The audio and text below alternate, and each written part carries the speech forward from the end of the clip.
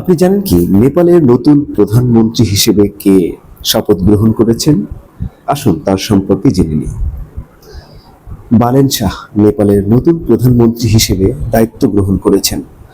তার পুরো নাম বালেন্দ্র শাহ। তিনি মূলত একজন ইঞ্জিনিয়ার, রাজনীতিবিদ ও সাবেক মেয়র হিসেবে পরিচিত। বালেন শাহ কাঠমান্ডু মহানগরীর মেয়র হিসেবে কাজ করে ব্যাপক জনপ্রিয়তা অর্জন করেন। তিনি তরুণ সমাজের কাছে সৎ, সাহসী ও পরিবর্তনের প্রতীক হিসেবে পরিচিত।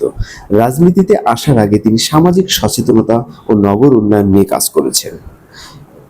তার নেতৃত্বে দুর্নীতিবিরোধী অবস্থান এবং জনবান্ধব প্রশাসন গুরুত্ব পেয়েছে।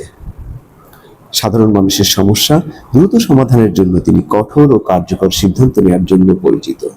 নেপালের উন্নয়ন, সুশাসন ও আধুনিক রাষ্ট্র গঠনে তার প্রতি মানুষের উচ্চ প্রত্যাশা রয়েছে।